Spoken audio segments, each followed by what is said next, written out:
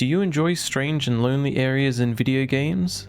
Well, I love places like that. So come with me and let's go on a little tour of some of Halo 3's loneliest corners.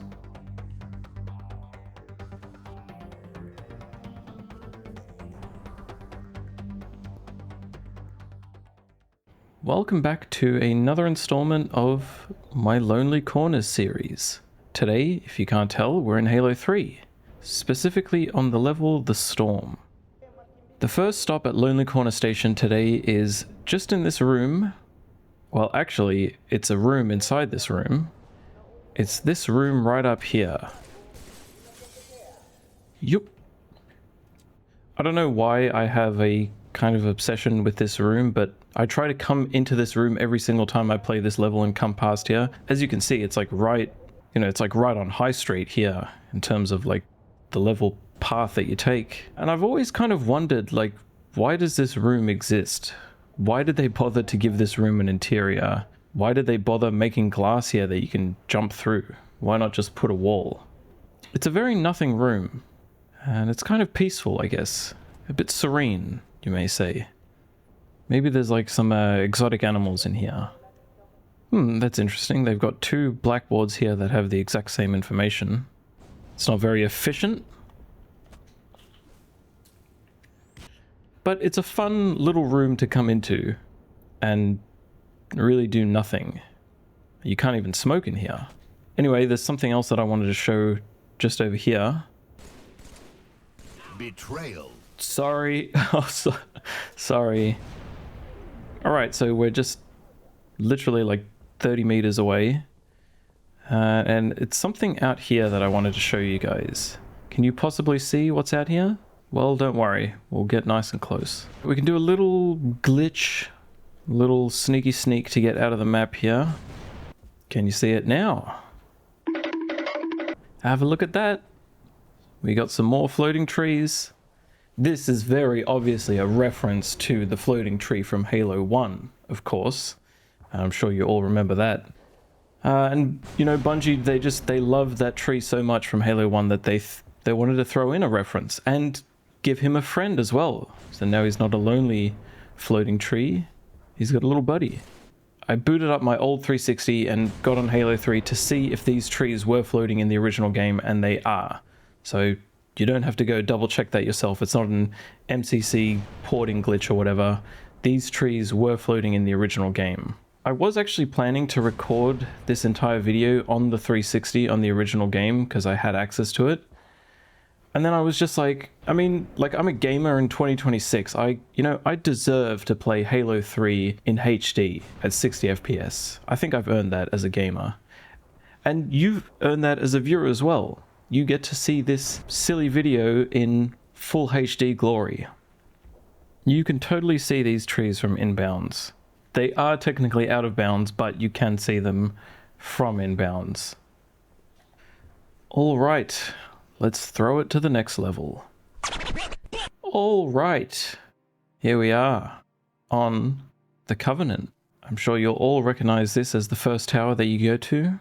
And so our lonely corner for this level is over here. Have you ever been in this little nook, this little nub section of this level before? Because I seriously don't think I've ever come here ever. It's such an unnecessary part of the level.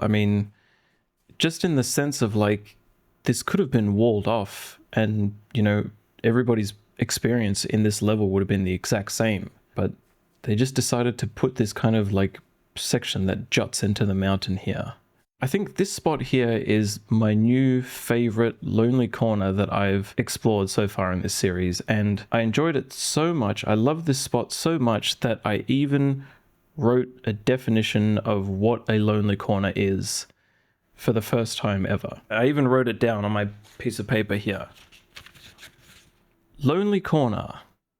A place in a familiar area that serves little to no purpose and is conventionally underutilized. This quote-unquote lonely corner is accessible within the means of the video game and doesn't involve using glitches, exploits, or third-party tools to access. So I realize I'm contradicting myself a little bit because the previous thing that I just showed off was out of bounds. We can do a little glitch, but to be fair, it is viewable from the playable area, so I guess it kind of counts. I only went out of bounds so I could show you guys a better look at it, but I think the idea of a lonely corner has kind of gotten away from me a little bit, and I kind of want to have it return to form. I get a lot of comments, and I really appreciate the comments, but I get a lot of comments that say like, oh, you know, you should use this skull or use this technique or tool or whatever to check out this section. And I think for me, the most exciting part about this series is talking about areas in a video game that are in an area that you visit often in a video game, or that you have to pass through, but you just don't necessarily pay it much attention. And I'm genuinely curious, like, how many of you guys have ever come to this spot on the Covenant? Because for me, I've never really been here, and I've just completely wiped it from my memory. Like, I just didn't even remember that this part of the level existed. But yeah, I think places like this are the coolest to me, where it's part of an area that you have to go to in a video game. You can't not come here. You have to go here to progress the level. Yet there's this section over here that doesn't really serve any purpose. It's not really benefiting anyone by being here. It's not, you know, there's no engagements here. There's no gunfights that happen in here. There's no reason for you to come to any of this section at all. And the only reason you would is if you specifically chose to, or you came here by accident. Okay, hello everyone. We've gone from the luscious jungles of the Covenant to just sandy hell. So I've gone ahead and cleared out all of this section, including the Scarab. And this is a spot that I found recently, and I wanted to share it with you guys. Have any of you ever come back here? And this is the door where all the tanks come through when you let them in with the bridge and that. And for some reason, I never tried to just go back in here. I don't know why I never tried this, but like the door fully opens for you and everything. And there's just not much going on. Oh, that's weird. There's an invisible wall here. It's like a half ramp. Like ramps you up. Yeah, I don't know. I never ever in my entire time playing Halo 3 ever thought to come in here. The invisible wall is like really strange. What the fuck? Yeah, anyway, just a very lonely room. Lonely and kind of creepy room. This actually kind of reminds me of the spot in Halo 2 with the beam at the end of High Charity, where you follow the beam all the way to the end. And you've got similar kind of whooshy ambience in here as well.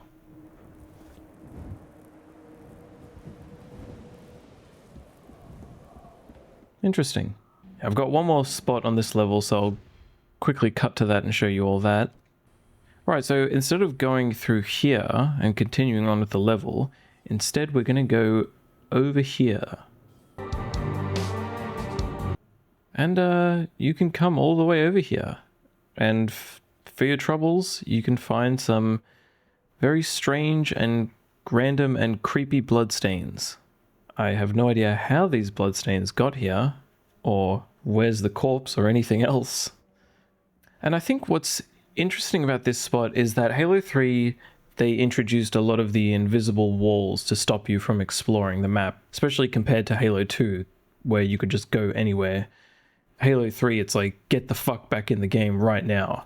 For a game that's so adamant on keeping you in the confines of the level, they just allow you to walk on this like giant catwalk for some reason. Yeah, it's kind of peculiar to me. Like, why did they specifically choose this part here to let you explore, as opposed to like anywhere else in the game? Why did they even build this part? What does this catwalk do? And why the fuck is there a bunch of blood at the end of it? I'm sure somebody in the comments knows, because that seems to be the trend, is I am a complete idiot and then somebody always corrects me in the comments. So let me know, why is there blood here, if there is a reason? Okay, so here we are. What do you know? What do you say? Greetings! This is right at the beginning of the final level of the game, Halo, and instead of going down there and continuing with the level, you can actually do a little jumpy jump up here and get up here. And I think this is another great example of a lonely corner. Just a little tucked away section of a familiar level. It's not out of bounds, I wouldn't say. I wouldn't consider this out of bounds, but it's just somewhere that you wouldn't particularly visit and don't really have a reason to. One thing that I really like about this spot is when you come over here and just kind of look over here, it's so serene. I can't imagine anything bad happening in this area. This is so relaxing. So yeah, let me leave you with this. It's a little serene view of the final area in the game. Serenity. Just like the feeling you get when you subscribe to Plura on YouTube. If you enjoyed this video, feel free to subscribe or leave a like. I'm probably going to be taking a break from the Halo series for this Lonely Corner series, so let me know if there's any other games that you'd like me to tackle. I've already got a bunch that I want to do myself, but if there's any particular ones that you guys want to see, let me know in the comments. My name's Plura for some reason. Thank you for watching.